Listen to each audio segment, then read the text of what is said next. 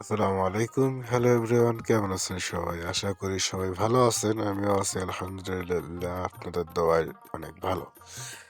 তো আজকে নতুন একটি ব্লগ ভিডিওতে আপনাদের সবাইকে স্বাগতম। প্রায় দীর্ঘদিন যাবৎ আমি কোনো নতুন ব্লগ ভিডিও আপলোড করতে পারি নাই। বিষয়টা হলো আমাদের এখানে এখন কাজ আছে বা ক্ষেত খামারে কাজ করতে হয়। পাশাপাশি ২-৩টা বিয়ের দাওয়াতও পাইছিলাম। তো সমস্ত কিছু মিলে আসলে ভিডিওগুলা আপলোড করা হয় নাই বা সেভাবে সময়ও পাই নাই আপলোড করার জন্য। তা শেষ পর্যন্ত নতুন একটি ব্লগ ভিডিও অবশেষে আপনাদের মাঝে নিয়ে আসা। আসলে ঠান্ডা লাগছে, একটু অসুস্থ। এজন্য বেশি ভালো একটি ভয়েস দিতে পারতেছি না। তো আশা করা যায় সবাই ধৈর্য ধারণ করে সম্পূর্ণ ভিডিওটি দেখবেন।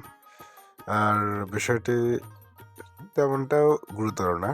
তো যাই হোক, নতুন ব্লগ ভিডিওতে আপনাদেরকে কিছু নতুন নতুন তথ্য দিয়ে সাহায্য করব বা আপনারা যেন নিজেরাই একটি খামার করতে পারেন সেই বিষয়ে একটু ধারণা দেওয়ার চেষ্টা করব।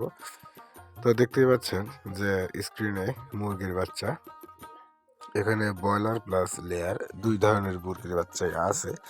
তো ব্রয়লারের বাচ্চা যেটা, সেটার বয়স একটু বেশি, মোটামুটি 15 দিনের মতো হচ্ছে। আর যেটি লেয়ারের বাচ্চা বা সোনালী মুরগির বাচ্চা যাকে বলা হয়, সরি, এটা হচ্ছে লেয়ারের বাচ্চা। এটা বয়স হচ্ছে 5 দিন।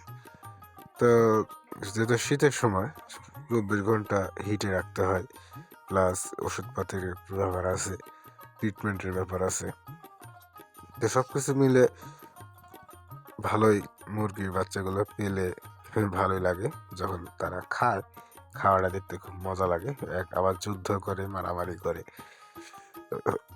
যেহেতু শীতের সময়, আর এখন ইদানিং একটু শীত একটু বেশি, সে কারণে এই শীতের মধ্যে পর্যাপ্ত লাইটিং এর ব্যবস্থা করবেন। পাশাপাশি যেদিন মুরগির বাচ্চা নিয়ে আসবেন সেই দিন অবশ্যই চেষ্টা করবেন যে একটা স্যালাইন পাওয়া যায়, এআইবি ফেড বা লাইসোফেড, যে যেটা ভালো লাগে ওটি আগে খাওয়াবেন। তারপরে ওটা কন্টিনিউয়াসলি খাওয়াতে থাকবেন। সকালে করে খাওয়াতে পারেন অথবা রাত্রে করে খাওয়াতে পারেন বা 2-3 দিনও খাওয়াতে পারেন। সেটা আপনার নিজস্ব অভিজ্ঞতা অনুযায়ী আপনারা খাওয়াবেন। তো ভালো হয় যে 1-2 দিন পর পর খাওয়াতে পারলে অনেক ভালো হয়। আর পাশাপাশি রাইসোভেট, অ্যারামাইসিন, রাইমোমাইসিন, এই সব ক্যাপসুল বা ওষুধগুলো খাওয়াতে পারেন। তাহলে মুরগিটা ভ্যাকসিন অতটা প্রয়োজন হবে না।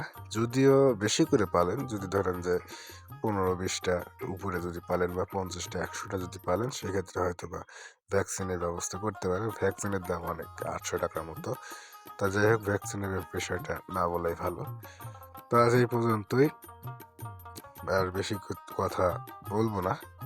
তো আমার যেহেতু দীর্ঘদিন পর, তাই আমাকে লাইক কমেন্ট শেয়ার করবেন। ধন্যবাদ।